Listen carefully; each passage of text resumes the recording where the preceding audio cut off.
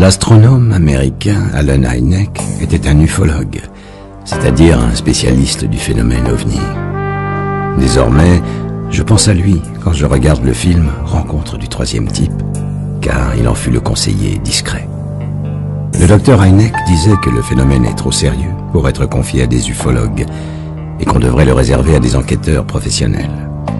D'une certaine manière, j'ai exaucé son vœu, puisque je suis officier dans un service de renseignement français et qu'un beau jour j'ai voulu comprendre pourquoi les soucoupes volantes de cinéma atterrissaient toujours au Nouveau-Mexique ou à Washington.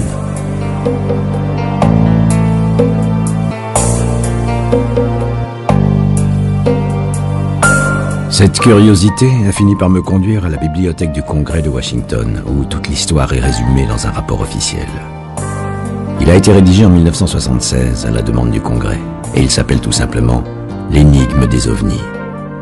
C'est Richard Hall, une légende de l'ufologie mondiale, qui m'a fait découvrir ce dossier, où l'on parle beaucoup de Allen Hynek, dont Richard a conservé toutes les archives. J'ai surtout découvert que les ufologues scientifiques ne sont pas des illuminés qui croient tous aux ovnis. Au contraire, ils se répartissent en 4 tendances qui eurent 4 leaders historiques. L'astronome Allen Hynek est le plus attachant d'entre eux, car après avoir travaillé 20 ans au service de l'US Air Force pour une mission qui consistait à nier l'existence des ovnis, il a fini par avoir un doute et rejoindre le camp du commandant Keyhoe. L'ingénieur aéronautique Donald Keyhoe était persuadé que les ovnis étaient une réalité sur notre Terre, et il a passé une grande partie de sa vie à dénoncer le complot de l'US Air Force à ce sujet. L'astronome Carl Sagan avait une position paradoxale. Il admettait l'existence des civilisations extraterrestres, mais il refusait l'idée qu'elles puissent nous rendre visite à bord de leurs ovnis.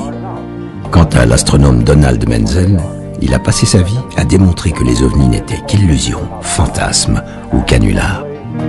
Allen Hynek a emporté son secret dans la tombe, et aujourd'hui, je connais ce secret. Mais pour le comprendre, il faut regarder l'histoire des ovnis à travers le regard du bon docteur Hynek.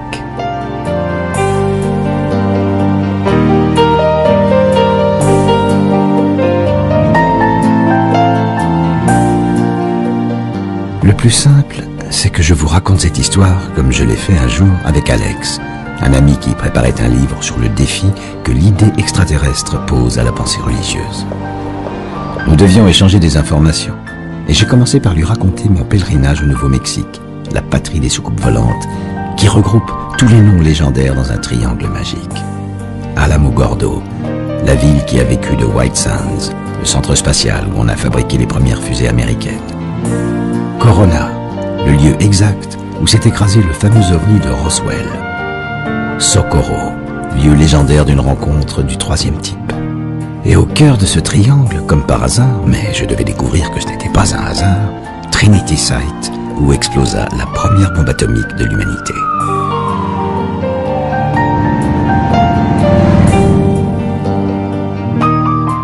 En anglais, UFO est l'équivalent du mot OVNI pour désigner les objets volants non identifiés. Par Wendy Connors à Albuquerque, j'ai vite appris qu'on disait ufologie pour l'étude du phénomène et ufologue pour parler des spécialistes. On m'avait recommandé de rencontrer Wendy car c'est une excellente historienne de l'ufologie. Autrement dit, la spécialiste capable de répondre à la question où et quand sont apparues les premières soucoupes volantes. Était-ce dans le monde réel ou dans le cinéma? À ma grande surprise, j'ai découvert que tout commence durant la Seconde Guerre mondiale, au-dessus de Holoman et Los Alamos, 2 bases militaires du Nouveau-Mexique où on prépare la bombe atomique dans le plus grand secret. Le physicien Enrico Fermi travaille alors à la bombe. À cette époque, un vrai scientifique admet déjà la probabilité statistique d'autres civilisations dans l'univers. Comme Holoman et Los Alamos sont régulièrement survolés par des engins bizarres, Enrico Fermi s'exclame mystérieusement « Mais où sont-ils » Il veut dire par là « Puisqu'ils existent, où se cachent-ils dans la galaxie ?» Le fameux paradoxe de Fermi vient de naître. À la fin de la guerre, les pilotes démobilisés confirment ces engins bizarres, des boules lumineuses qui les poursuivaient pendant les combats et qu'ils ont surnommés Foo Fighters. L'armée de l'air américaine soupçonne une arme secrète de la Luftwaffe et elle interroge les savants allemands qu'elle a capturés et ramenés en Amérique au cours du programme Paperclip. Mais les Allemands avouent qu'ils n'ont jamais réussi à fabriquer les soucoupes volantes qu'ils ont imaginées. Les services de renseignement de l'US Air Force sont alors basés à Wright Field, dans l'Ohio, sous les ordres du colonel McCoy. Et McCoy ne sait pas comment il doit aborder le problème.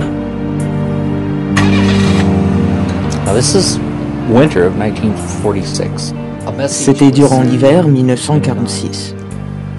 Le Pentagone a envoyé un message à Wright Field décrivant l'observation d'un aviateur haut gradé. Nous n'en savons pas plus. Quelques jours plus tard, le colonel Klingerman, le général Howard McCoy, directeur des services des renseignements T2, le colonel Miles Cole, ont fait ce qu'on leur a ordonné de faire. Ils ont commencé à enquêter sur cet étrange disque. La chose a filtré et les gens ont commencé à chuchoter, même dans les services des renseignements T2, à propos de ce fameux projet Soucoupe. Le projet Soucoupe a commencé à se développer lentement. Mais tout d'un coup, l'affaire Kenneth Arnold prend des proportions nationales, fait le tour du monde et tout le monde s'excite. Grâce à Wendy, j'ai appris que le nom de soucoupe volante fut inventé par la presse en 1947 à la suite du témoignage d'un pilote civil. De retour d'un vol dans l'État de Washington, Kenneth Arnold a raconté qu'il avait vu 9 disques argentés filant à grande vitesse et la presse s'est emparée de cette image amusante, lui faisant faire le tour du monde. Un des ingénieurs à Wright Field était un homme au nom d'Alfred Lodding. C'était un visionnaire, un génie de la conception aéronautique, qui allait devenir l'un des membres de l'équipe du projet Sign. En fin de compte, c'est lui qui a lancé le projet Sign, qui ne devait survenir qu'après l'affaire Kenneth Arnold. The Sign investigation has to be assumed to be the most pure. Il faut considérer le projet Sign comme l'enquête la plus sérieuse qui ait jamais eu lieu concernant le phénomène OVNI. Plus tard, l'Air Force sera condamnée pour son attitude envers les OVNI.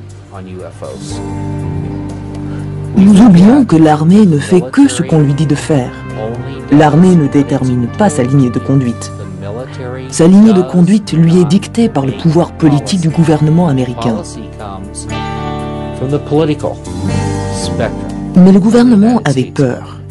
Il n'avait pas de réponse. Et le peuple américain exigeait une réponse. Quand on n'a pas de réponse, qu'est-ce qu'on fait? On fait du spectacle. Et c'est exactement ce qu'a été l'enquête officielle suivante au sujet des OVNI. Ça a été un spectacle portant le nom de projet Grudge.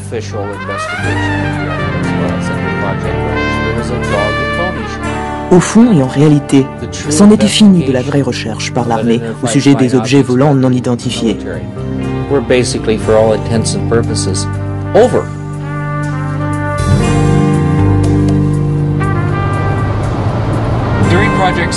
À l'époque du projet Sign, une des personnes impliquées dans ce projet était un certain colonel Arthur J. Hemstreet. Et le colonel Hemstreet a dit qu'on avait envoyé Alfred Lodding à Roswell dès qu'on a su qu'un objet avait atterri. Et qu'on lui avait donné l'ordre de ne rien dire de ce qui se passait à Roswell, même pas au général commandant le service de renseignement T2.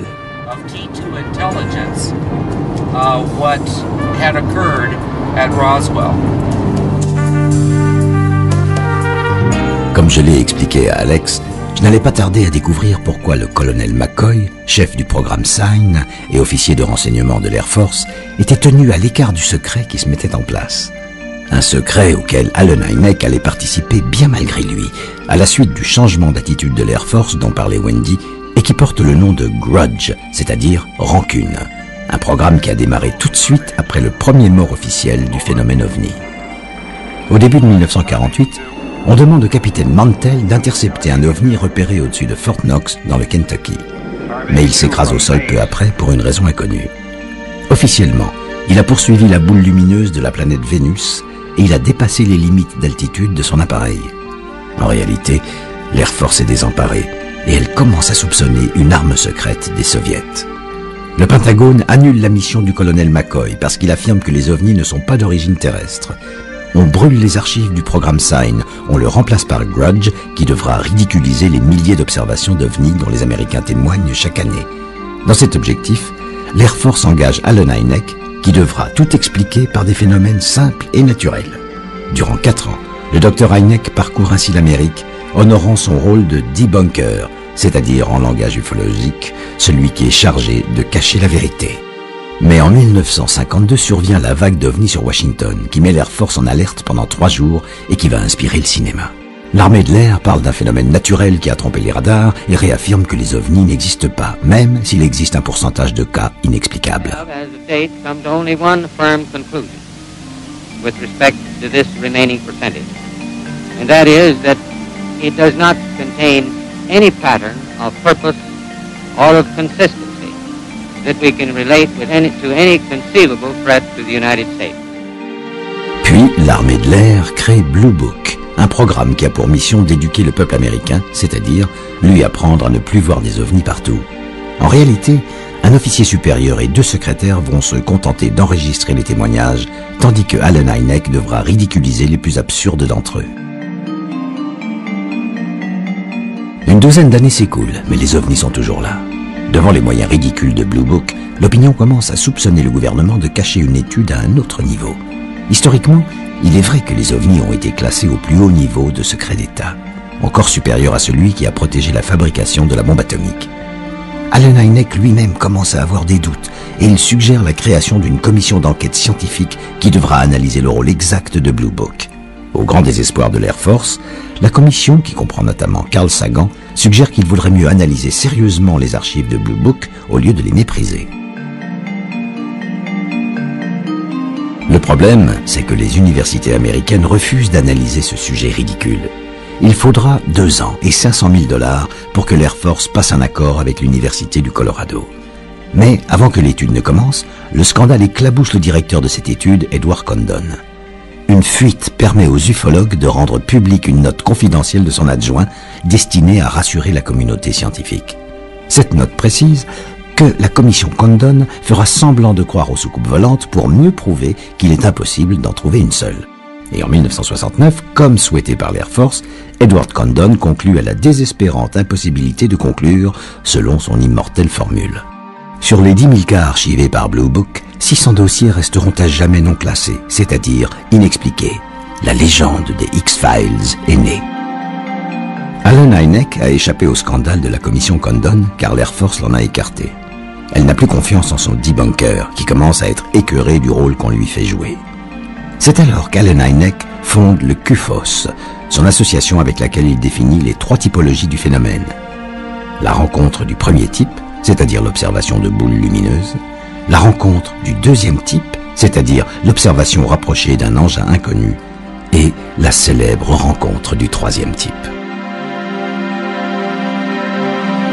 Dans son partenariat finissant avec l'Air Force, une dernière épreuve attend Allen Hynek en compagnie du secrétaire de l'Air Force.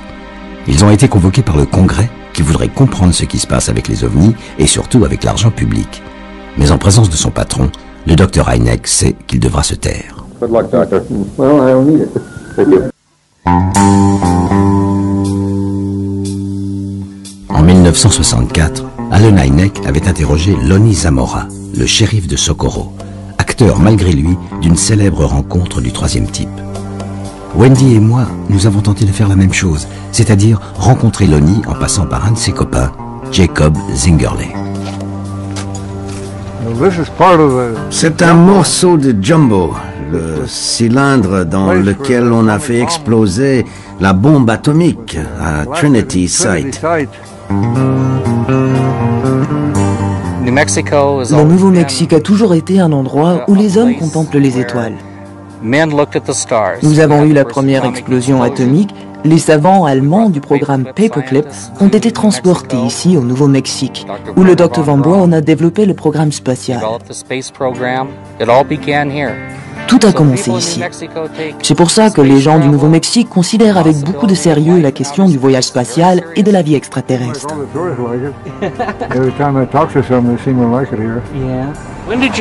Quand est-ce que vous avez appris le crash de la soucoupe volante à Roswell?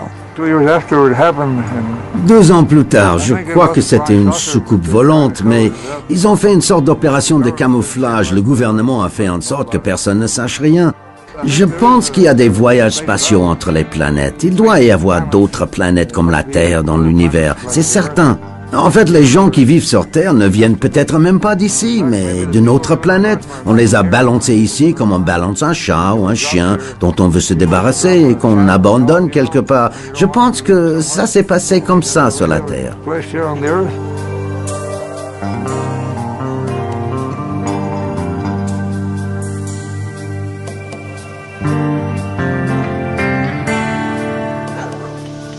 Allen Hynek disait que les témoignages connus ne sont que la partie visible de l'iceberg, car la plupart des gens se taisent parce qu'ils ne veulent pas voir leur vie gâchée par le ridicule ou par une encombrante célébrité.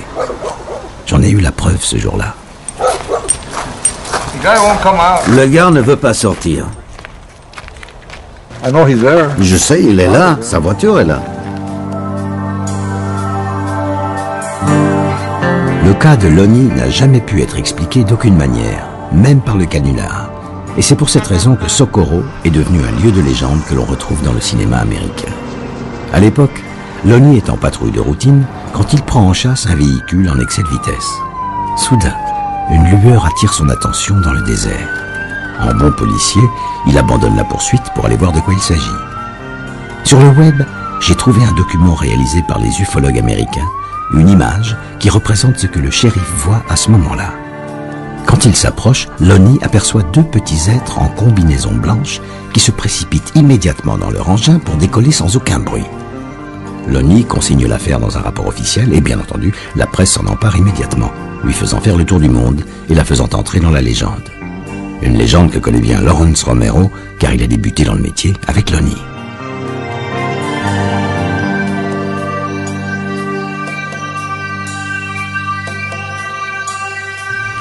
Quand on a eu cette observation d'OVNI ici à Socorro, j'étais un jeune officier de police de 20 ans et je venais juste d'être engagé. Je connaissais très bien Lonnie Zamora. Avec du recul, quand on regarde ce qu'il a vécu, le traumatisme qui en a découlé, l'humiliation et tout ça, je pense qu'il regrette toute cette affaire. Okay, we're going to be by the airport off the side road here, coming off the old 85 road. I know Lonnie. Je connais Lonnie et je pense qu'on peut lui faire confiance, mais ça a très probablement détruit sa carrière. More likely destroyed his career.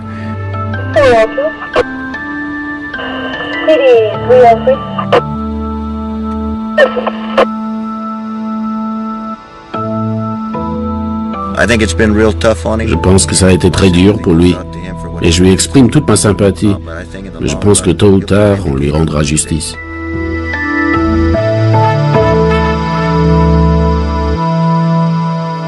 Ce qui est troublant, c'est qu'il est arrivé exactement la même chose et à la même époque dans le sud de la France, en Provence. Le témoin est un producteur de lavande qui s'appelle Maurice Mas.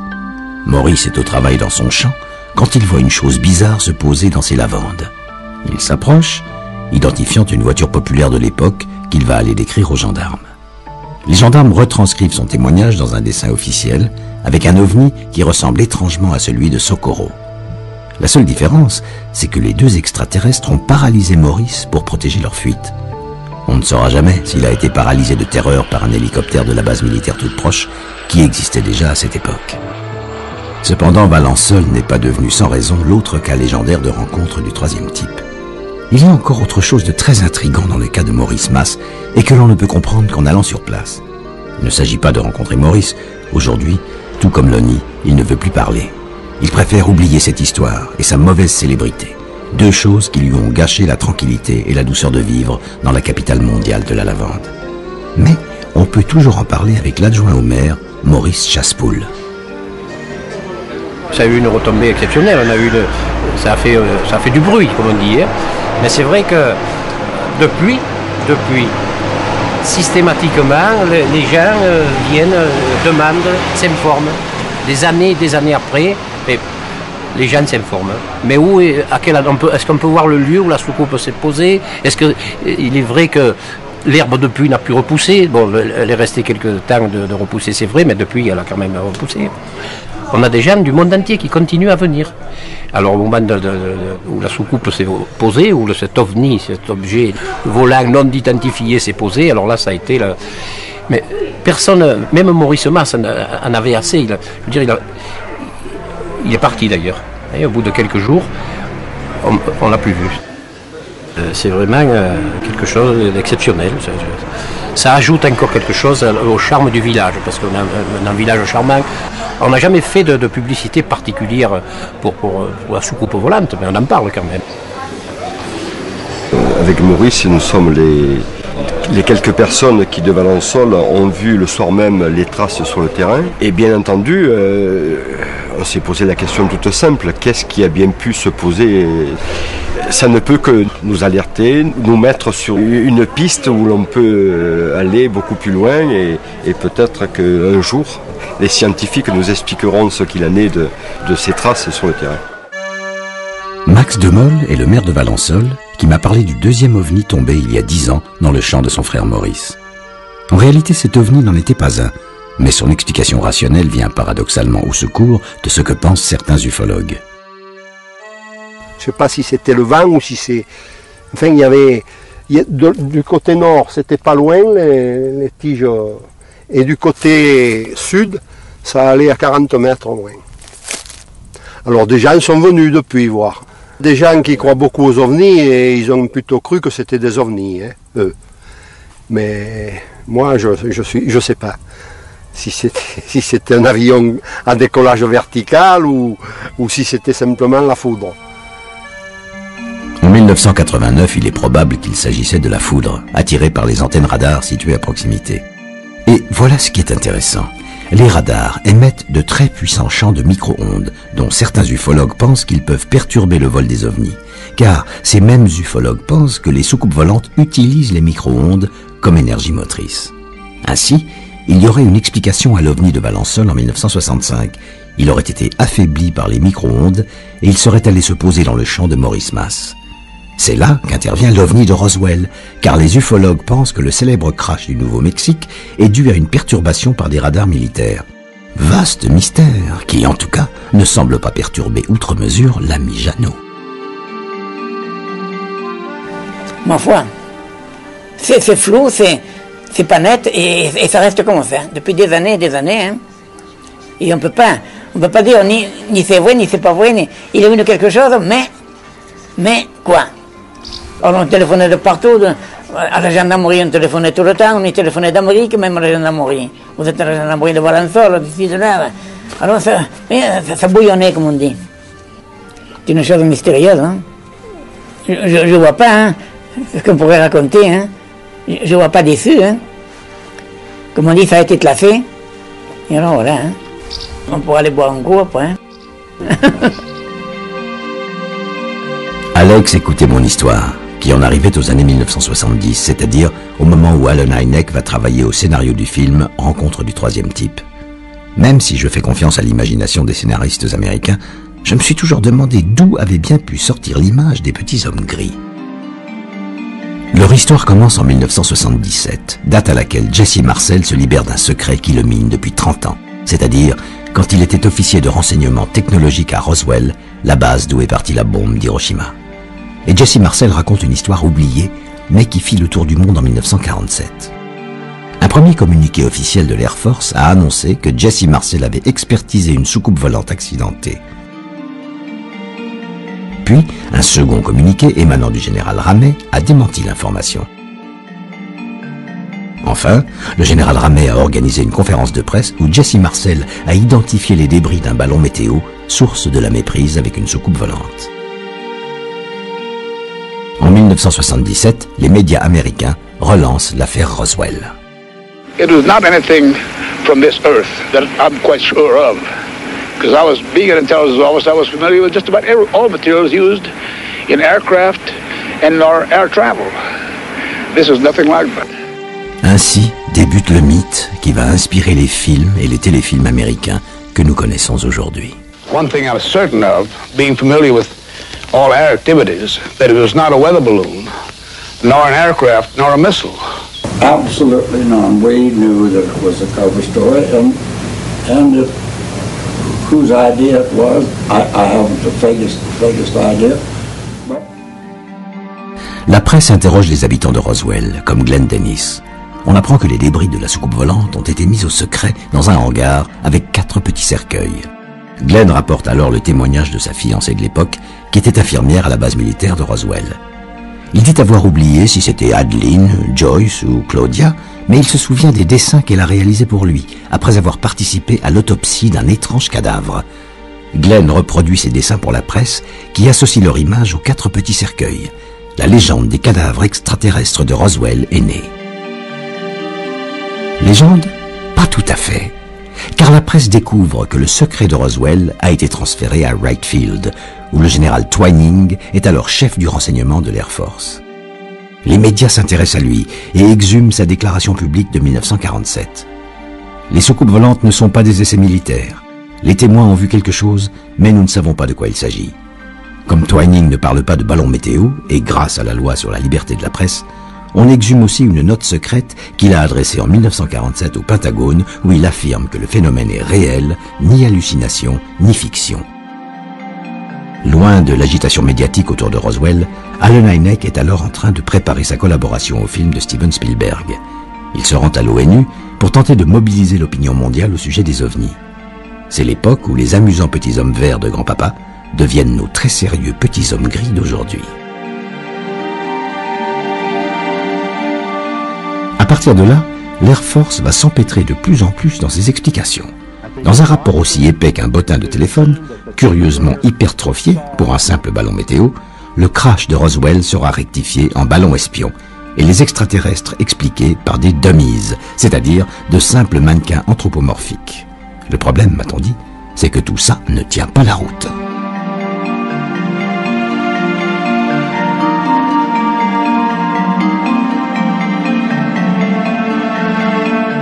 Et j'ai vraiment envie de croire Wayne Madsen, un ancien de l'US Air Force, quand il démonte tranquillement ses versions de l'affaire Roswell.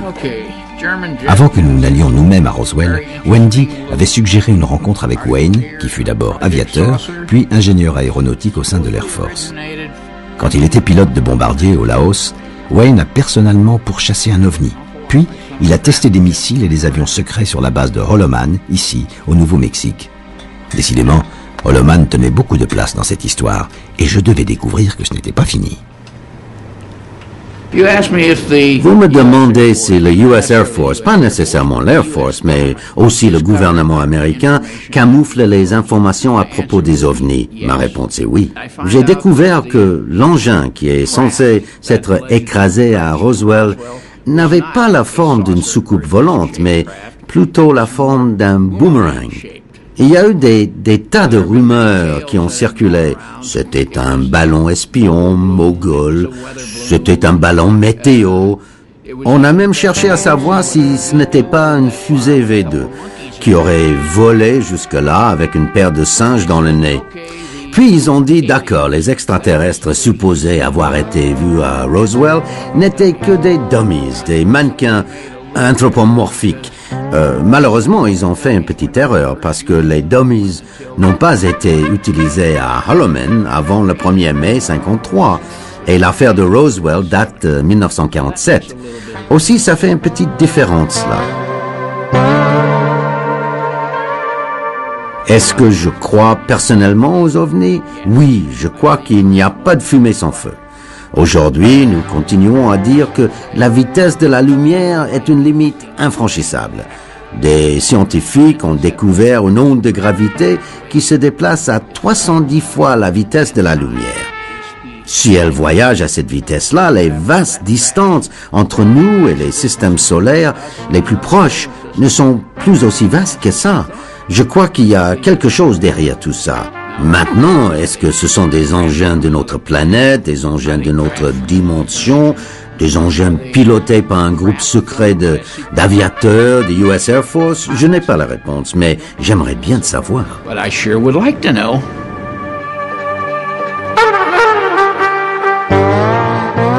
Enfin, nous sommes arrivés au cœur de la légende. Et comme tous les touristes qui viennent ici pour acheter des souvenirs, nous avons flâné dans la ville avant de nous rendre au musée. J'avoue que je me demandais si j'allais vraiment voir un morceau de soucoupe volante. De ce point de vue, j'ai été un peu déçu. Mais la rencontre avec le fondateur du musée fut néanmoins très étonnante. En 1947, Walter Haut était porte-parole de la base de Roswell et depuis longtemps, Wendy voulait lui arracher son secret. A-t-il vu, oui ou non, les cadavres des extraterrestres? Vous êtes l'homme qui a annoncé au monde que l'armée de l'air des États-Unis avait en sa possession une soucoupe volante.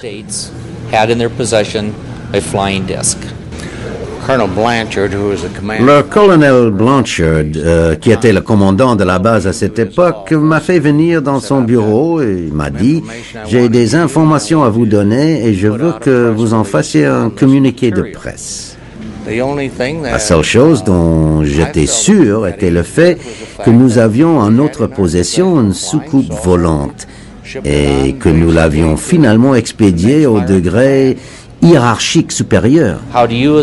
En tant que citoyen américain, qu'est-ce que vous pensez de ce camouflage de l'affaire Roswell? Je pense qu'une opération de camouflage a été conçue de manière à ce qu'on pense que c'était un ballon mogol ou un autre genre de ballon. Mais mon sentiment personnel est que c'était quelque chose qui venait de l'espace. Et puis, nous sommes allés visiter la base de Roswell, qui est aujourd'hui un aéroport civil. Une bonne nouvelle, car je voulais survoler Corona, l'endroit où la soucoupe volante s'est écrasée, pas très loin d'un ranch. Mais auparavant, nous avions rendez-vous avec Dennis Balthazar, un collègue de Wendy, historien de l'affaire Roswell. Tous les trois, nous nous sommes retrouvés dans le fameux hangar 84, l'asile du mystère qui conservera à jamais le secret des débris et des cercueils qui furent entreposés là, sous bonne garde, en 1947. This is not something that should be laughed at. Ce n'est pas quelque chose dont on puisse se moquer. Il n'y a pas de quoi rire, parce que des vies humaines ont été menacées. J'en ai fait moi-même l'expérience en 1997. Un homme dans l'Oklahoma avait un morceau des débris, alors j'ai pris rendez-vous pour le rencontrer. J'avais découvert que c'était un policier militaire affecté ici en 1947. Arrivé en Oklahoma, je n'ai pas pu le voir. J'ai été intercepté. Au lieu de ça, je me suis vu rencontrer deux gars qui ont prétendu être des officiers de l'US Air Force et agents spéciaux de renseignement. Ça a changé ma vie. Donc, l'affaire Roswell, c'est du sérieux.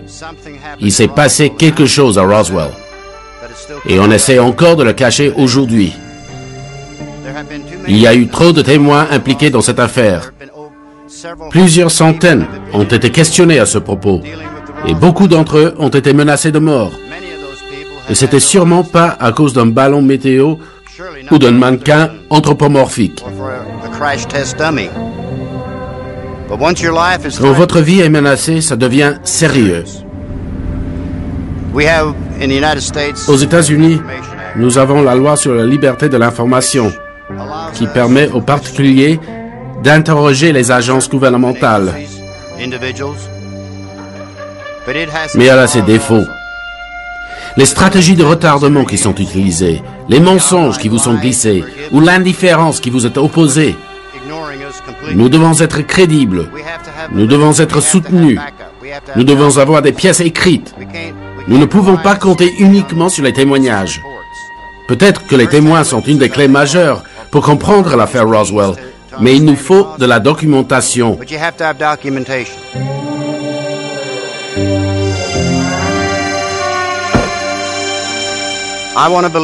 Je veux croire. Je ne suis pas suffisamment égoïste pour penser que je suis la seule chose dans tout l'univers. J'espère bien que non. Est-ce qu'une soucoupe volante s'est écrasée ici, dans ce désert du Nouveau-Mexique, il y a une 50aine d'années? Qui peut le savoir?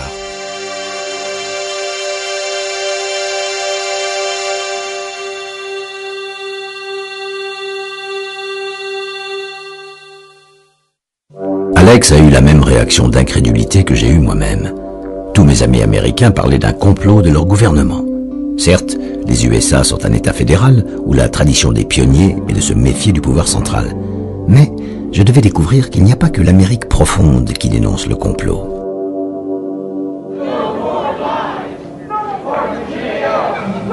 En 1990, le Congrès s'intéresse à nouveau à la manière dont l'Air Force traite le problème OVNI.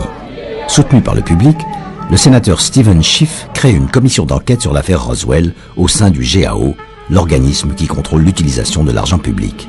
Mais l'Air Force prétend que les archives ont disparu. Get the complete runaround by the Defense Department to be referred to an agency that's supposed to have the documents and they don't have the documents is something I've just never experienced before. Et alors que le sénateur n'a pas terminé son enquête, l'Air Force publie un nouveau rapport portant la mention « Affaire classée », une provocation. I think the Department of Defense is acting like there's a cover-up, even if in fact there is no cover-up. Et puis, en 1995, c'est le scandale de l'autopsie de Roswell.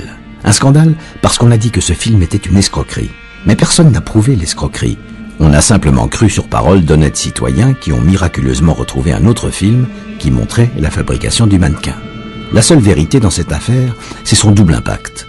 Elle a habitué le public à l'idée extraterrestre et elle a ridiculisé l'enquête du sénateur Schiff. Dans le contre-espionnage, on appelle ça information, désinformation. Stephen Schiff mourra 3 ans plus tard, à 51 ans, sans avoir percé le secret de Roswell. Mais un autre sénateur a voulu savoir si les extraterrestres de Roswell avaient été entreposés à Wright Field en 1947. Quand il était président de la commission du renseignement, Barry Goldwater a interrogé le général Ramey, l'organisateur de la mise en scène du ballon météo. I've never heard him get mad, but he got madder than hell at me, cussed me out, said don't ever ask me that question again. Et il y a encore des astronautes pour dénoncer le complot. L'un d'entre eux rejoint le point de vue de tous ceux qui imaginent que le secret est caché dans le désert du Nevada, au cœur de la mystérieuse base 51, celle qui fait rêver tous les espions, les ufologues et les cinéastes de la planète. Edgar Mitchell représente un courant ufologique qui pense que la technologie extraterrestre est déjà sur Terre, mais utilisée par des humains après la capture d'un ovni ou d'une négociation avec les extraterrestres. Many of the sightings that people around the world are making now are not due to alien technology, to aliens, but to humans using an alien technology. There is reason to believe that some technology has been utilized by perhaps government and military people. On the other hand, our current government and military is totally naive about this. In other words, it's been separated away from government. And that's very alarming. Gordon Cooper n'est pas en reste, le célèbre Gordo du programme Mercury. Gordo a été personnellement confronté au problème OVNI et, par un ami pilote basé à Roswell en 1947, il sait que toute l'affaire cache quelque chose. Gordo a lui aussi tenté de mobiliser l'ONU et il continue son combat aujourd'hui. Gordo a repris le flambeau de la vérité que Allen Hynek a porté toute sa vie. C'est en 1986 que le bon docteur Hynek est mort, emportant son secret dans la tombe.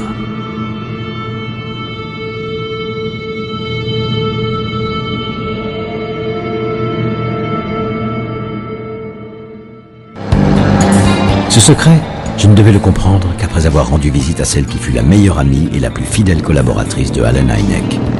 Comme c'était également une amie de Wendy, c'est Wendy elle-même qui m'a emmené dans le Colorado pour rencontrer Jenny Zeidman et son mari Gordon. Ce fut une rencontre très émouvante et c'est la raison pour laquelle je n'ai pas immédiatement réalisé l'importance d'une information que Jenny a glissée au milieu de ses souvenirs tandis qu'elle bavardait avec Wendy. Mais il est vrai que pour comprendre le secret d'Allen Hynek, il me restait encore beaucoup de chemin à parcourir.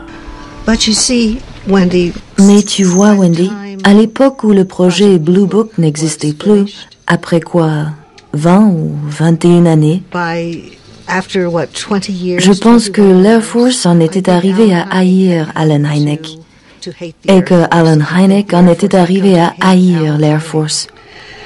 Allen Hynek avait fini par reconnaître que les ovnis étaient un véritable mystère scientifique et il voulait résoudre ce mystère pour le simple plaisir de le résoudre. Scientific mystery. And he wanted to solve this mystery for the joy to solve the mystery. The Air Force wanted him. L'Air Force lui demandait de donner des explications simples au cas d'ovnis qu'elle lui fournissait. That they provided, and they provided. Mais elle fournissait ce qu'elle voulait.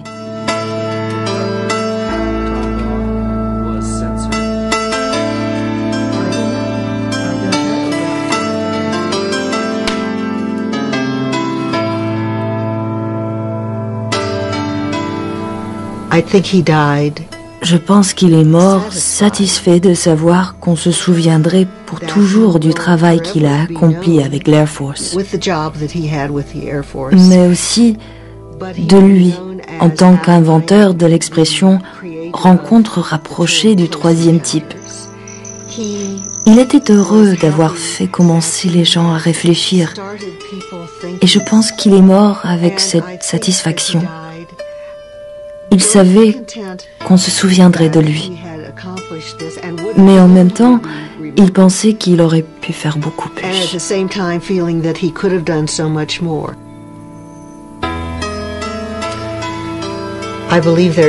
Je crois qu'il y a un complot de l'Air Force et du gouvernement vis-à-vis de l'information de l'opinion publique. Pourquoi ce complot? Est-ce parce que le gouvernement, qui est le père du peuple, pense en tant que père que l'enfant n'est pas assez adulte pour connaître la vérité? Mais il y a une autre possibilité. Peut-être le gouvernement est-il aussi perplexe que n'importe qui à ce sujet, et il ne veut pas que le public sache qu'il est tout aussi ignorant que lui. Everyone else is, and they do not want the public to know that they are also ignorant of the true facts.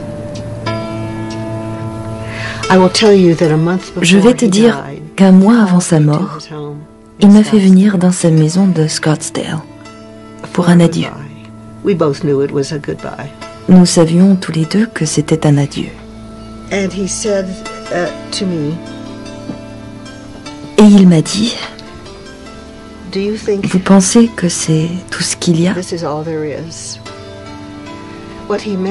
Ce qu'il voulait dire, c'était, y a-t-il un au-delà? Qu'est-ce qu'il y a après la vie? Pensez-vous que c'est tout ce qu'il y a? Et je lui ai dit, je ne sais pas. Nous nous sommes tenus la main un instant. Et c'est la dernière fois que j'ai vu Allen Hynek.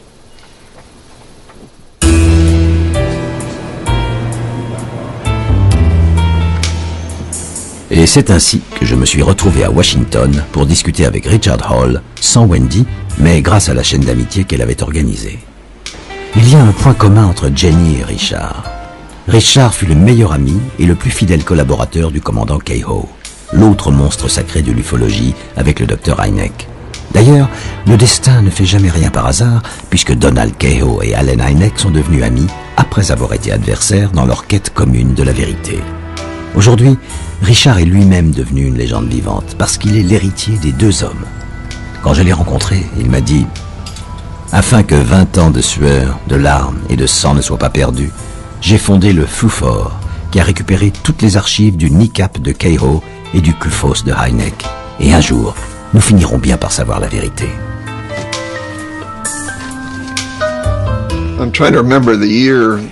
J'essaie de me souvenir en quelle année c'était. Je pense que c'était en 58 ou 59. Le colonel McCoy était déjà retraité de l'Air Force à ce moment-là. If they are humanoid, there can be humanoids picked out, since the range of size, shape, and color on this planet covers almost the entire spectrum, that it almost dictates the fact that there would be, let's say, agents of the space people, wherever they come from, living among us at the present time and having been here over the last 100 years. Quand je travaillais avec Donald Keyhoe, nous formions une bonne équipe parce qu'il savait comment fonctionnait le gouvernement et l'armée, car il était diplômé de l'Académie navale. Il était licencié en ingénierie, c'était un pilote très expérimenté, il avait une incroyable expérience d'aviateur. Je pense que le commandant Keyhoe a fini par conclure que c'était le CIA qui était derrière le secret visant les ovnis. En fin de compte, la raison pour laquelle ni le CIA, ni quiconque au gouvernement, ni même les médias ne sont capables d'aborder le sujet, c'est qu'il est trop complexe, trop difficile à comprendre. Les implications sont tellement vastes qu'il est beaucoup plus facile de dire « bon, c'est pas vrai ». Je pense que la vérité sur Roswell finira par être connue, mais j'aimerais préciser que cela n'a aucune importance. Mais admettons qu'on se soit trompé et qu'il s'agisse d'un test secret de notre part. Ça n'explique toujours pas les 50 dernières années d'observation d'OVNI. Ça n'explique rien du tout. On a des engins qui volent dans tous les sens, qui laissent toutes sortes de traces physiques et qui ont la même forme partout dans le monde. Alors, qu'est-ce que c'est?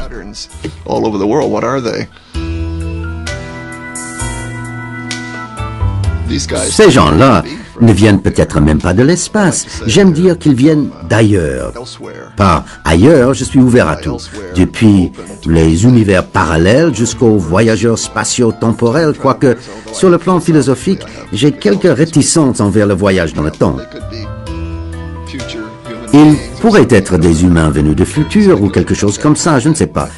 Et je n'ai vraiment pas envie de spéculer sur ce genre de choses, mais je pense qu'il y a eu des rencontres face à face, les yeux dans les yeux, avec des êtres venus d'ailleurs, et qui ne sont pas d'une culture classique ou identifiée sur Terre. C'est comme ça que je pourrais exprimer la chose. On ne sait pas, tout simplement. C'est une des grandes questions qui sont aujourd'hui sans réponse. Il faut en même temps une bonne dose de patience et un grand sens de l'humour parce que les ovnis ne m'ont absolument pas rendu riche. Mais je garde bon espoir, surtout à cause de ma dernière publication, qui est plutôt énorme en fait. Elle fait autour de 800 pages entre le texte, les dessins et les photos. J'aimerais dire à la nouvelle génération et même aux gens plus âgés, étudiez l'histoire sérieuse des ovnis parce que si vous pensez qu'il n'y a pas de preuves, une grande surprise vous attend parce qu'il y a une énorme accumulation de preuves. Allen Hynek appelait même ça une embarras de richesse. C'était l'une de ses expressions. Il y a une sorte de déconnexion entre toutes ces preuves et la connaissance que les gens en ont. Et nous travaillons dur à rétablir cette connexion.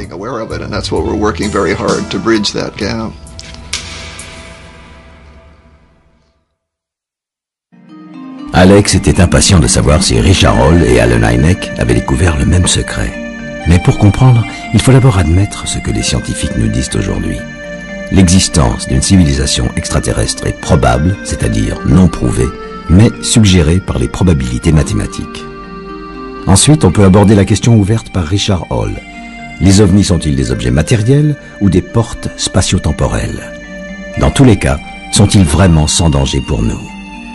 Cette dernière question a été sérieusement posée en 1999 à Paris par un groupe de personnalités civiles et militaires qui avaient l'habitude d'analyser l'évolution générale du monde au sein de l'Institut des hautes études de défense nationale, un organisme gouvernemental français. Ce groupe de réflexion a produit un rapport qui a été publié dans les kiosques avec le titre « À quoi doit-on se préparer ?» et qui a été parallèlement adressé au gouvernement français. Il recommandait de sortir les ovnis du ridicule où on les enferme généralement, car un jour, on pourrait avoir des problèmes, notamment dans le domaine de la sécurité aérienne. Cet événement, ajouté à ma rencontre avec Richard Hall, a constitué l'engrenage infernal qui m'a poussé à continuer mon enquête. First of all, the objects are not unidentified. We know what they are. Second, in many cases, in most cases, they're not flying. And finally, in many cases, they are not even material objects. Donald Menzel incarnait une approche qui consiste à ramener l'ensemble du phénomène à des illusions de la nature, comme l'aurore boréale, ou à des illusions humaines, comme les rentrées atmosphériques, les ballons stratosphériques et les avions secrets de toutes sortes. Bien entendu, sans oublier les vrais canulars, comme certains films ufologiques qui prétendent montrer une authentique soucoupe volante vénusienne. Donald Menzel s'attaquait aux ovnis en scientifique, ce que ne sont pas les sociologues, qui se contentent du fantasme pour tout expliquer. Le grand psychologue Carl Jung proposait quant à lui une explication poétique, affirmant que les soucoupes volantes sont la projection d'un mandala, le disque symbolique de la plénitude. Mais le problème est ailleurs, puisqu'on voyait déjà des ovnis au XVIIe siècle et que les pilotes d'aujourd'hui continuent à en voir. Allen Hynek disait qu'il faut toujours chercher le signal au milieu du bruit. Traduit chez les aviateurs qui voient des ovnis, cela veut dire qu'au milieu des témoignages visuels, il faut chercher ce qui est confirmé par un signal radar. J'ai évoqué cet aspect du problème avec 3 moustachus, c'est-à-dire 3 vétérans chevronnés. Jean-Charles Duboc est un ancien commandant de bord sur avion civil. Il a croisé un ovni en vol au-dessus de Paris en 1994 et il a témoigné ensuite, ce qui est rare. Bernard Norlin est ancien général d'armée aérienne et ancien directeur de l'Institut des hautes études de défense nationale. Il était dans cette fonction quand est sorti le rapport dont j'ai parlé. Quant à Jack Crean, c'est un ancien leader solo de la patrouille de France. Comme Jean-Charles, il a vu un ovni, mais c'était il y a longtemps.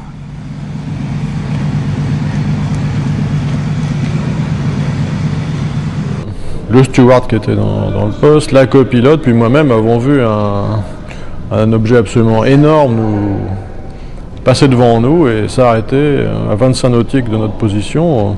Il avait une dimension de 2 à 300 mètres, comme une espèce de très grosse lentille rouge sombre avec des bords flous. Nous l'avons observé à peu près entre 1 et 2 minutes. Nous l'avons vu devenir transparent et disparaître. Et j'ai commencé à en parler que lorsque j'ai appris qu'il y avait eu un écho-radar qui était enregistré sur ce phénomène par le centre de Taverny.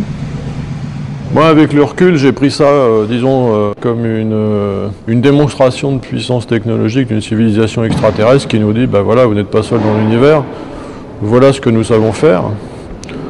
Moi, personnellement, ce que ça m'a fait, c'était de m'intéresser à l'astronomie. Parce qu'on parle d'OVNI, mais les gens n'ont aucune connaissance en astronomie. Je pense qu'il y a une ouverture sur l'univers qui est en train de se faire et c'est très important d'enseigner l'astronomie à des jeunes.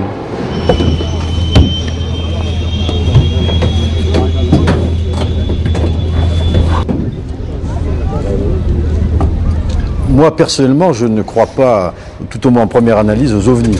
D'abord, en tant que pilote de chasse, moi, j'ai jamais été témoin de phénomènes un peu bizarres. En revanche, je connais de nombreux pilotes, de mes camarades, de pilotes de chasse. Il y a de nombreux témoignages de telles observations. J'étais pendant 2 ans commandant de la défense aérienne, donc en charge de la surveillance de l'ensemble de l'espace aérien français. Il n'y a eu qu'un seul cas vraiment où il y a eu de nombreux témoignages très concordants sur un phénomène qui était inexpliqué. Et en fait, on a réussi à l'expliquer. C'était la rentrée dans l'atmosphère d'un morceau de satellite russe à l'époque.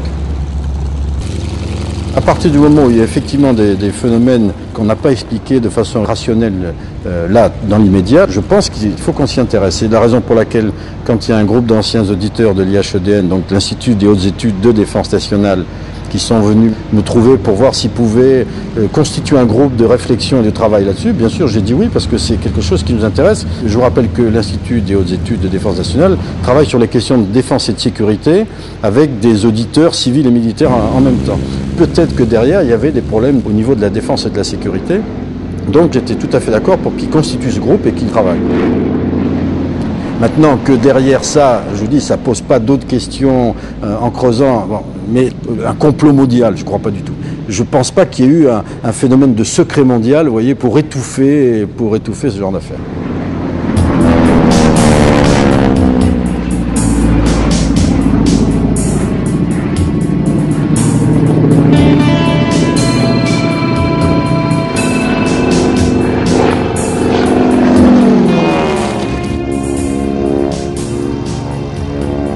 Pendant un entraînement en vol de nuit avec les Mirages, rassemblement de nuit au radar, j'ai vu, et mon coéquipier également, quelque chose qui nous a évidemment interpellés et qui ne correspond toujours pas, moi, à l'état actuel de mes connaissances aéronautiques, quelque chose auquel je puisse donner une explication. Je dirais un objet lumineux qui se déplaçait alternativement entre le chasseur et la cible. Je voyais ça un peu comme un fuselage d'avion de ligne avec des hublots, un peu des lumières, une grande lumière intérieure, et à chaque fois qu'on se dirigeait sur lui, ça partait, je disais, mais vitesse de l'éclair, quoi. Hein. Et hop, ça revenait, boum, et comme quelque chose qui observe, qui vient nous voir, etc. Donc ça s'est passé 4 fois. Alors on s'est interrogé longtemps, et à l'époque c'est vrai que on n'en parlait pas trop parce que c'était des coups, je dirais, à passer en conseil médical, avoir une... Alors comme dans nos visites médicales, il y a le côté physique et le côté psychologique. Bon, l'ambiance à l'époque, c'était plutôt de garder ça sous le coude, parce qu'on aurait pu passer pour un délicieux farfelu, quoi. J'ai un tas de collègues qui me disent « Attends, mais moi aussi j'en ai vu. » Je dis « Pourquoi tu parles pas ?» Je ne vais pas passer pour un délicieux farfelu. C'est pas des choses qu'on puisse raconter tous les jours, puisqu'il y a des gens, ça peut briser leur carrière, ça peut déclencher des attitudes de moquerie ou de dévalorisation, quoi. Je crois qu'il y a une évolution importante au niveau, je dirais, des grands chercheurs. Puisque, comme je vous disais, il y a plus de 350 témoignages qui ont été analysés dans des milieux scientifiques, dans des milieux de savants qui font ça de la manière la plus pragmatique qui soit et la plus mentale qui soit. Donc maintenant on peut commencer à en parler. Alors le problème c'est la manière dont on s'en empare, on va en faire encore une chose magique, extraordinaire, on va dire des étoiles, ou on va peut-être évoluer vers quelque chose de plus très intéressant.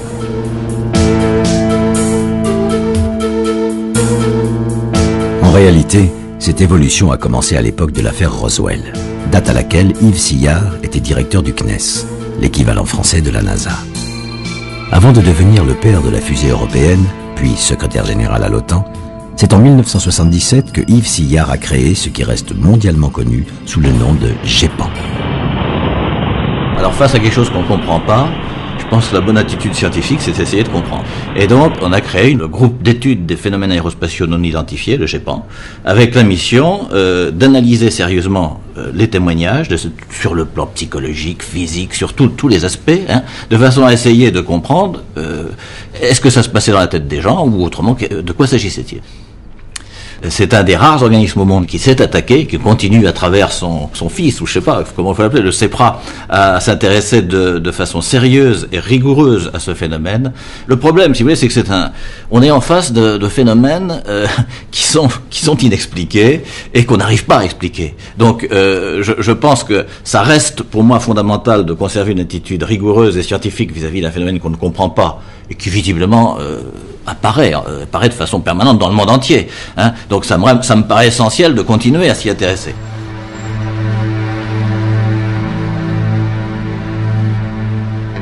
Le GEPAN a muté en 1988 pour devenir le CEPRA, dont le directeur actuel est Jean-Jacques Velasco. Jean-Jacques est ainsi l'héritier de 2 pionniers, Yves Sillard, dont il a hérité les archives du GEPAN, et Allen Hynek, son modèle, dont il a hérité la méthode. Le docteur Hynek disait que le témoignage humain est la seule preuve en matière d'OVNI, mais aussi en matière de justice criminelle. Donc, dans les 2 cas, il faut la même rigueur, mais aussi le même respect vis-à-vis du témoignage. En France, une procédure administrative prévoit que le CEPRA reçoive une copie des témoignages officiels en matière d'OVNI. Sa principale source d'information est la gendarmerie, parce que ce corps de police est de nature militaire et qu'il est donc très présent sur l'ensemble du territoire, avec un caractère généraliste en termes de contrôle et de sécurité. J'ai eu la chance de suivre une enquête déclenchée par un témoignage dans la région de Toulouse. Jean-Jacques commence toujours par une analyse de l'environnement social du témoin, afin d'écarter les déclarations fantaisistes qui lui feraient perdre son temps. On est surpris par le fait que ces phénomènes présentent justement des caractéristiques de points lumineux qui sont observés dans le ciel. Cette personne vous semble saine d'esprit, elle n'est pas connue pour avoir un esprit blagueur, ni du point de vue de... pas connue non plus pour abus de boissons. Non, pas du tout. Ensuite, Jean-Jacques étudie l'environnement physique de l'observation, c'est-à-dire qu'il recherche tout événement inhabituel qui aurait pu être provoqué par la nature ou par les hommes. Puisque l'observation de Toulouse se situait dans le ciel, la première chose à faire était de se rendre au contrôle aérien civil le plus proche. Quand on pense contrôle aérien, on pense tout de suite au radar qui voit tout, mais c'est une idée fausse. Un radar civil ne voit que les avions qui veulent bien se faire voir, c'est-à-dire la totalité des avions commerciaux. Ils sont équipés d'un appareil appelé transpondeur qui envoie un signal à la tour de contrôle. Cependant, la tour de contrôle dispose d'un autre radar, du même type que celui utilisé par la surveillance militaire. C'est un radar dit primaire qui voit tout, donc qui voit trop de choses. Et c'est la raison pour laquelle le contrôle civil ne l'utilise jamais. C'est simplement une mémoire, une sorte de boîte noire que l'on consulte quand il y a une enquête. C'était le cas ce jour-là. Et une surprise attendait Jean-Jacques.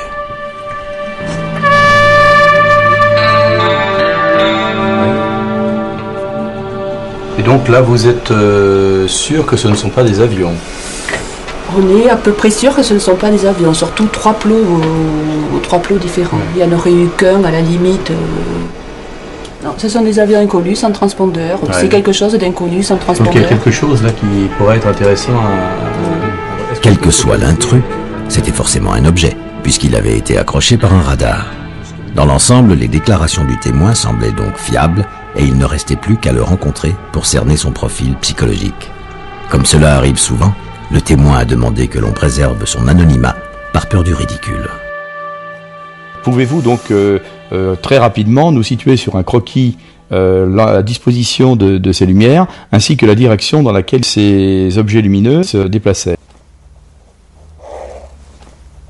Je vous indique à peu près la géométrie et la direction. Voilà, la direction à peu près de l'engin. Voilà, je vous ai fait la géométrie et la direction. Est-ce que vous aviez, lorsque cette observation a été effectuée, vu un contour autour de ces lumières? Non, il n'y avait aucun contour. Ce qui m'a surpris, c'était ce dessin géométrique.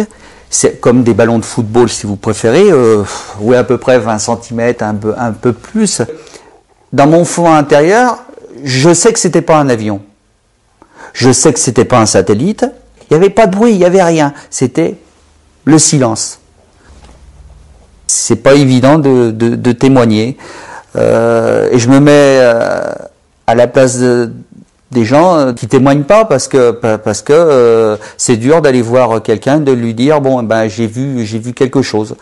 On passe pour un illuminé ou on va passer pour un gentil une gentille personne. Et c'est là où c'est le plus dur. Mais ça m'intéresserait de savoir qu'est-ce qui s'est passé à 5h30 du matin au-dessus de chez moi. Voilà. Pour l'instant, Jean-Jacques ne peut pas répondre à la question de Monsieur X. L'enquête va suivre son cours, elle prendra peut-être plusieurs années.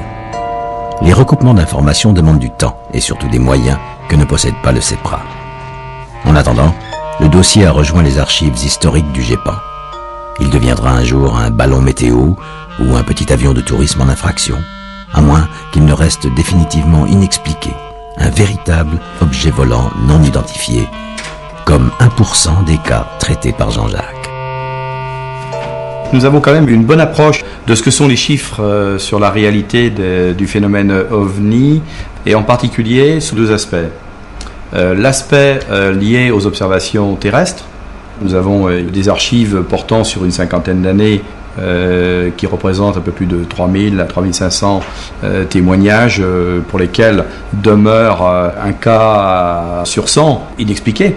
Et puis nous avons le deuxième volet, et celui-là est sans doute le plus, à mon avis, le plus pertinent pour une étude scientifique rigoureuse, qui est celui des cas aéronautiques. Et si nous reprenons l'étude qui a été menée en France par Dominique Weinstein à partir des données recueillies sur des données officielles, rapport Blue Book et données françaises et internationales, on peut constater que sur les 1200 cas d'observation aéronautique rapportés depuis 1942, nous pouvons dire qu'il y a 200 cas dont nous sommes sûrs qu'ils ont fait l'objet de mesures par des instruments que sont les radars. Soit les radars du sol vers le ciel, soit des radars à bord des avions. Et donc, ce que l'on peut analyser de l'ensemble de ces 200 cas, c'est qu'il y a une répartition à l'échelle de la planète.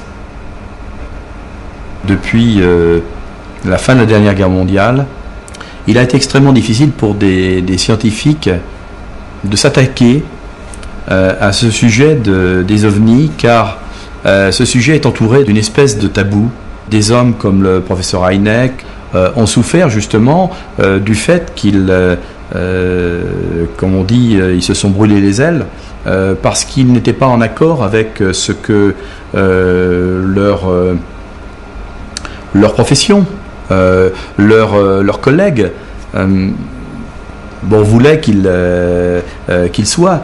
Mais je crois qu'aujourd'hui, le professeur Hynek est probablement le premier scientifique à avoir mis le doigt sur un phénomène qui devra trouver des explications dans les décennies, si ce n'est dans les siècles à venir.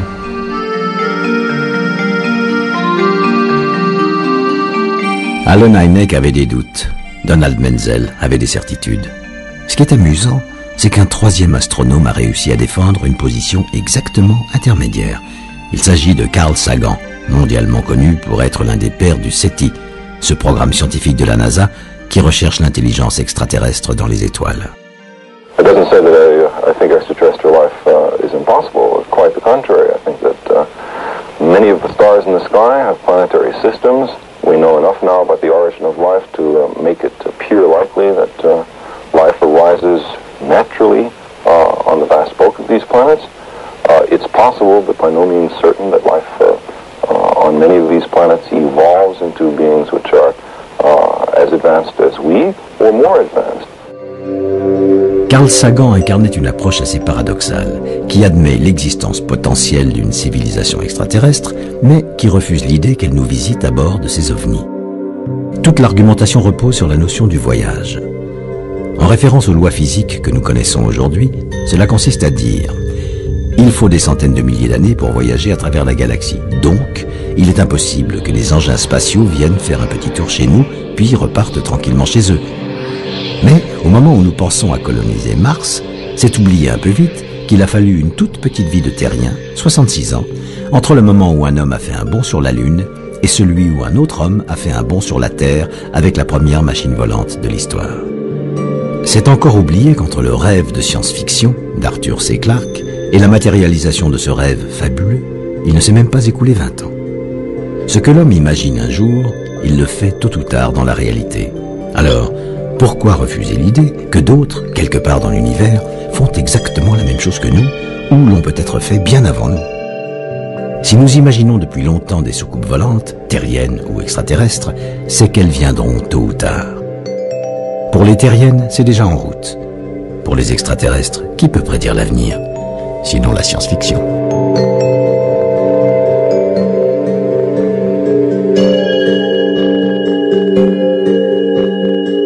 La science-fiction a une valeur prédictive parce que les maîtres du genre sont souvent des scientifiques.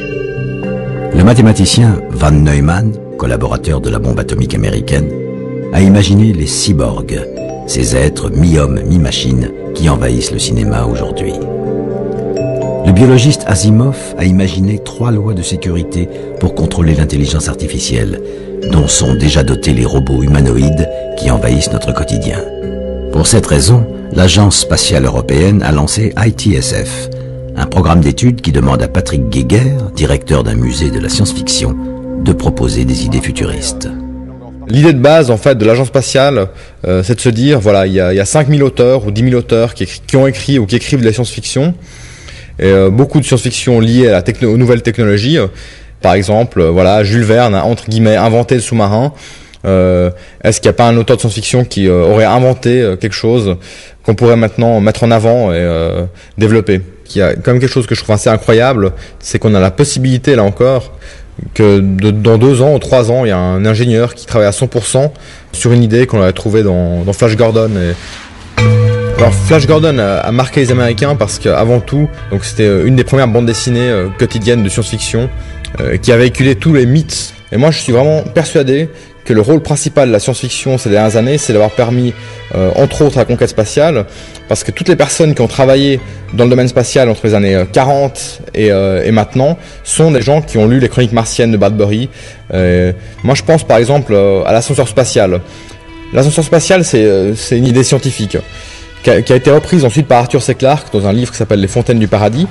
Le principe, il est assez simple. Même construisons entre l'équateur et une orbite géostationnaire un lien fixe, quelque chose de très résistant, qui servirait vraiment de filin pour un ascenseur. Comme ça, on enverrait de façon très rapide et aisée du matériel jusqu'à l'orbite géostationnaire. Et maintenant, il y a quelques jours, la NASA vient de révéler qu'elle s'intéressait à cet ascenseur spatial et que dans les 50 prochaines années, une construction serait envisageable. Alors je pense que la science-fiction, c'est vraiment un masque révélateur, on va dire. C'est une façon de travestir la réalité pour mieux faire ressortir certains aspects. Par exemple, quand on parle, de clonage, eh bien évidemment, on pense à Aldous Huxley, qui a écrit Brave New World dans les années 30.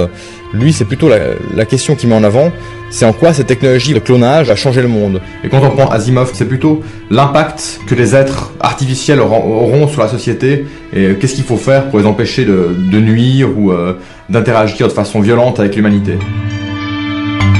Oui, la science-fiction est éternelle par définition, mais pas dans ce qu'elle décrit, mais plutôt dans la façon qu'elle a de montrer la relation entre l'homme et l'espace, l'homme et le temps, et l'homme surtout et sa création.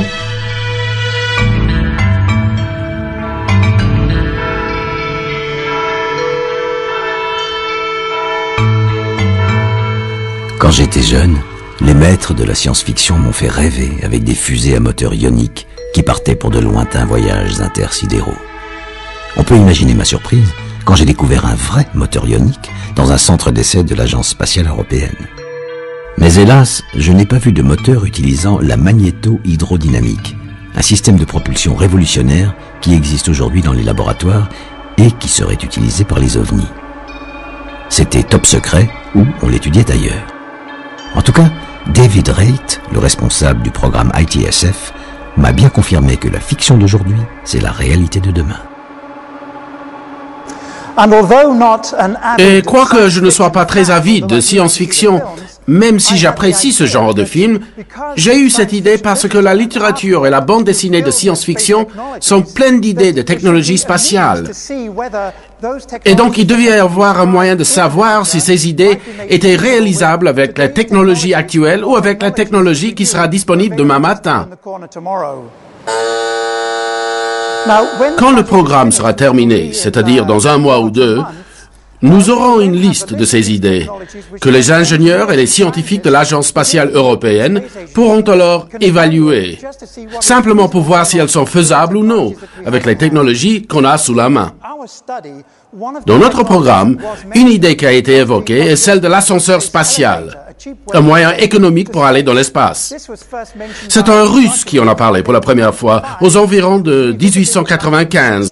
On y est revenu en 1960 et puis encore en 1975 avec une nouvelle de Arthur C. Clarke qui aborde ce concept. Et aujourd'hui, quelques 25 années plus tard, la NASA vient de publier un rapport sur le même concept, en concluant que dans 50 ans d'ici, la technologie pourra transformer cette idée d'ascenseur spatial en une application concrète qui enverra les gens dans l'espace de manière très rapide et économique. Donc, nous avons ce besoin d'explorer, en particulier cette voûte céleste piquetée de lumière que nous voyons tous les soirs que nous regardons dehors. Il fait noir, nous voyons ces lumières, nous avons besoin d'y aller voir, nous voulons visiter ce genre de choses, parce qu'elles sont là et que nous sommes curieux. Quant à ce qui concerne la principale motivation pour la conquête spatiale, d'évidence, il y en a plusieurs, je pense. Le tourisme sera évidemment l'une de ces motivations, mais bien sûr, l'exploration sera une autre. Nous voulons voir comment se présente la vie sur la plus lointaine planète. Nous voulons savoir si la vie existe là-bas. Pourquoi notre planète, la Terre, serait-elle la seule planète de l'univers où on pourrait finalement trouver de la vie? Je ne crois pas que cela soit possible. Donc, l'exploration sera certainement l'une des motivations. Tourisme, exploration, il y en a certainement d'autres. Mais ces deux-là, au moins, sont les principales. Science-fiction ou pas, il devenait clair que la durée du voyage intersidéral était le cœur du problème, à partir du moment où on admet l'hypothèse scientifique de la civilisation extraterrestre. C'est à cet instant que j'ai abordé avec Alex l'échange d'informations dont je parlais, car il y a une manière radicale de régler le problème du voyage. The Air Force itself has officially admitted that flying saucers exist. This statement appears in Project Saucer case number 75. Not only that, the Air Force has officially analyzed the motives of possible visitors from space. Here is a direct quotation from the official report. Such a civilization might observe that on Earth we now have atomic bombs in our fast-developing rocket. Donald Keyhoe incarnait l'approche qui consiste à dire que les visiteurs extraterrestres ne voyagent pas parce qu'ils sont déjà parmi nous. Ce n'est pas l'idée d'une invasion secrète, mais plutôt l'idée qu'ils seraient nos ancêtres.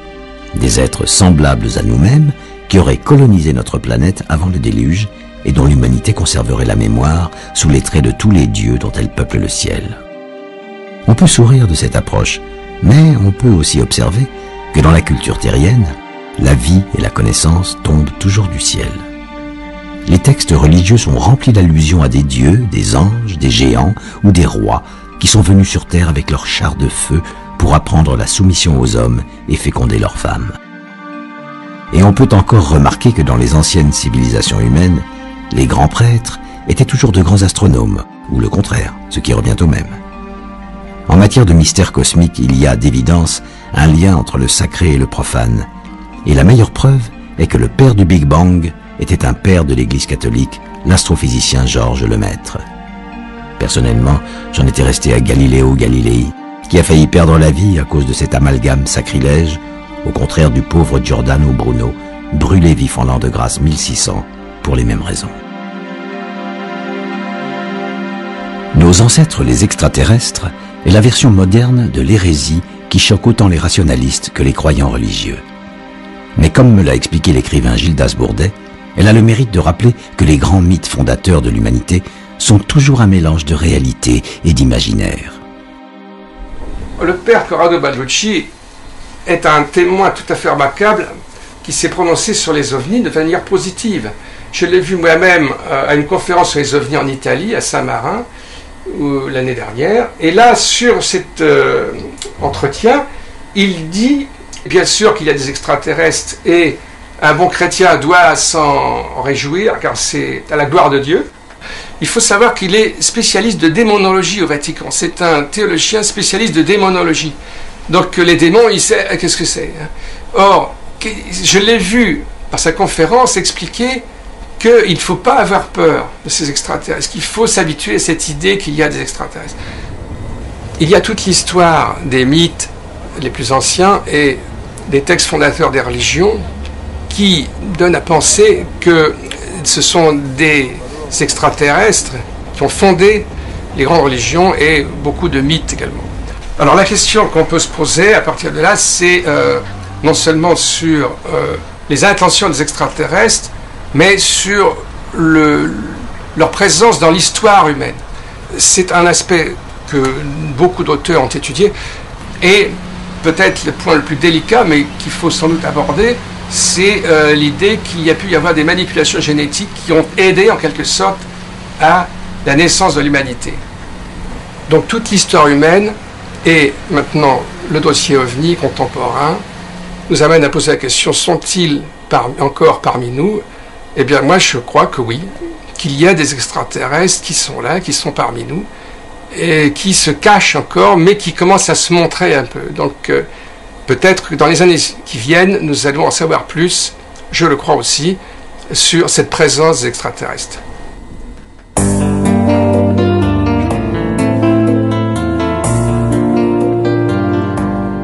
À propos de cette hérésie, il m'a semblé intéressant de savoir ce que pourrait en penser l'Église du Vatican, celle qui brûla jadis Giordano Bruno.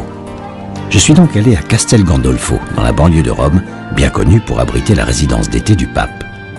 Alex y avait organisé une rencontre avec l'un des auteurs de son ouvrage collectif, l'astronome George Coyne, qui travaillait sur le thème « En quoi l'idée extraterrestre est-elle un défi pour la pensée religieuse ?»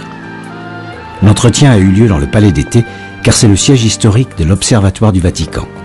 Membre de l'Académie des sciences pontificales, Monseigneur George Coyne en est le directeur.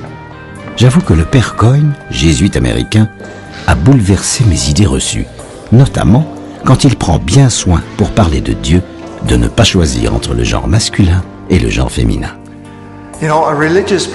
Vous savez, il arrive parfois qu'un croyant pose la question « Comment Dieu a-t-il pu créer un univers si vaste, si grandiose et si prolifique à l'égard de la vie, et ensuite limiter la vie à ce tout petit grain de sable que nous appelons la Terre?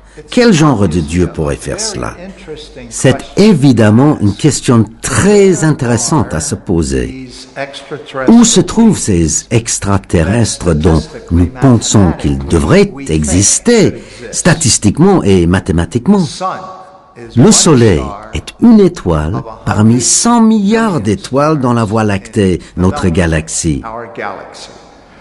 Il existe 100 milliards de galaxies dans l'univers. Ça veut dire qu'il y a 100 milliards par 100 milliards d'étoiles dans l'univers. Combien d'étoiles sont comme le Soleil? Disons 30 ou 40%. Combien de ces étoiles ont-elles des planètes tout autour? Pas 0%, mais disons 2%.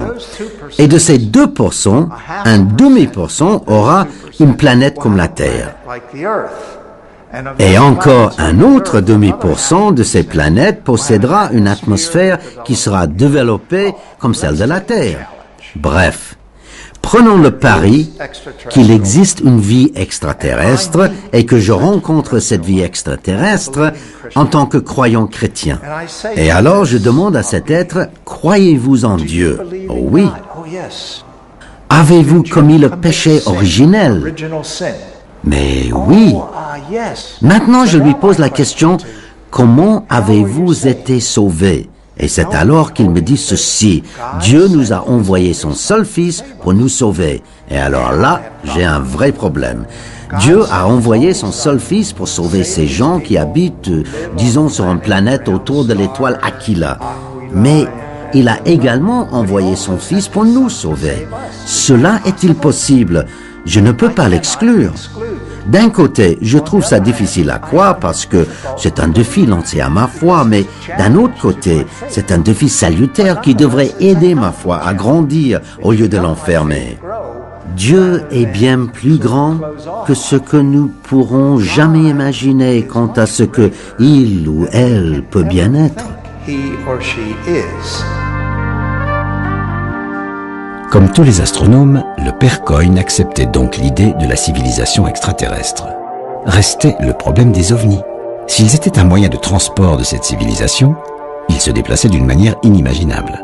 Seul un spécialiste des trous noirs cosmiques, comme l'astronome Jacques Paul, pouvait me faire concevoir l'inconcevable. Le trou noir symbolise un peu tout ce qui est noir dans l'univers, ça veut dire tout ce qu'on ne sait pas. Et les grandes avancées de la science dans le domaine de l'astrophysique, de l'univers en ce moment sont justement de découvrir l'étendue des choses noires. Cette exploration de plus en plus va prendre le bon sens en défaut et on va donner de la substance à ce qui était des visions, des rêves de science-fiction. Par exemple, le trou noir autorise des raccourcis dans l'univers. Donc, d'une certaine manière, autorise, entre guillemets, des voyages plus rapides que la lumière, du moins, autorise à la possibilité de suivre des raccourcis qui font qu'on ira apparemment plus vite que la lumière. Dans la mesure où il tord l'espace et le temps, qui ne font d'ailleurs plus qu'un, eh bien, il autorise aussi des raccourcis dans le temps. Et pourquoi pas des plongées dans le passé ou dans le futur. Donc, les trous noirs seraient des moyens de communication non seulement à l'intérieur de notre univers, mais pourquoi pas avec d'autres univers.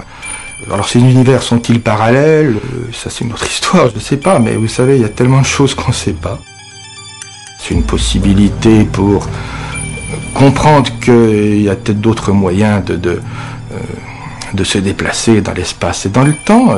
Maintenant, l'utiliser, c'est une autre paire de manches. Mais bon, voilà. Les grandes agences spatiales ont pour but maintenant de chercher dans l'environnement du Soleil, c'est-à-dire dans la très très proche banlieue galactique, de chercher des planètes qui ressemblent à la Terre. J'imagine mal que l'humanité, découvrant l'existence de planètes habitables, n'aille pas y faire un tour. Hein.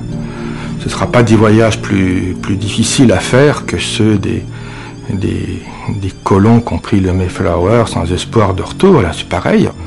À ce moment-là, ils sont instantanément devenus des extraterrestres. Ce seront les humains qui seront à ce moment-là des ovnis des autres.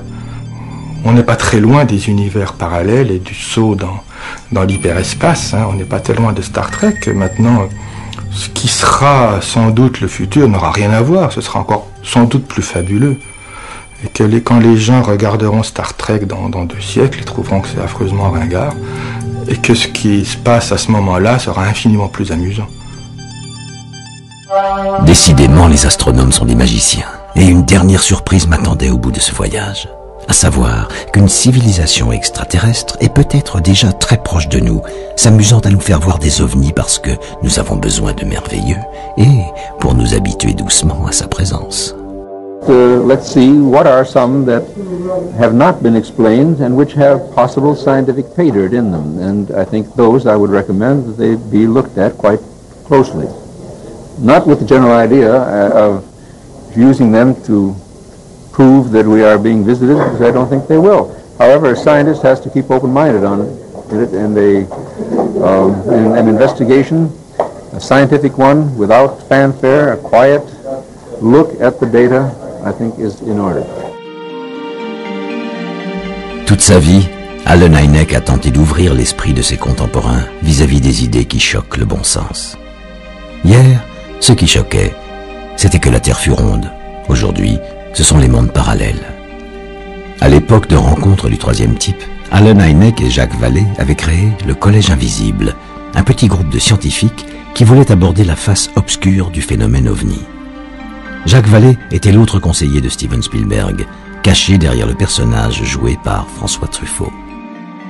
Le Collège Invisible travaillait sur l'idée qu'une force puissante a influencé l'humanité dans le passé et qu'elle continue à l'influencer aujourd'hui. Les ovnis seraient donc une projection de notre inconscient, mais une projection contrôlée par une force d'origine inconnue venue du plus profond de nous-mêmes ou venue du plus profond de l'espace. Aujourd'hui, Jacques préfère se taire, car il est difficile d'expliquer que cette force est peut-être une sorte de mémoire cosmique, gravée au cœur de tout ce qui vit dans l'univers, c'est-à-dire gravée au cœur des atomes universels. Dans ces conditions, le phénomène OVNI serait une projection visuelle de cette mémoire enfouie, mais une projection intemporelle comme l'univers, qui nous montre à la fois notre passé et notre futur. Au moment où nous allons envahir le système solaire, la seule question est de savoir si cette mémoire nous revient toute seule ou si quelqu'un nous aide à retrouver la mémoire. Moi, j'ai peut-être trouvé la réponse dans ce que m'a raconté l'astronome Jean-Claude Ribes. Le paradoxe de Fermi, en gros, c'est de dire où sont-ils? Mais où sont-ils? Les astronomes et avec eux les biologistes sont convaincus qu'il doit y avoir plein de civilisations extraterrestres. Mais alors, si c'était ça, on devrait déjà les voir, ils devraient être venus. Parce que ce qu'il faut voir, c'est que la durée humaine, c'est rien par rapport à la durée de la galaxie.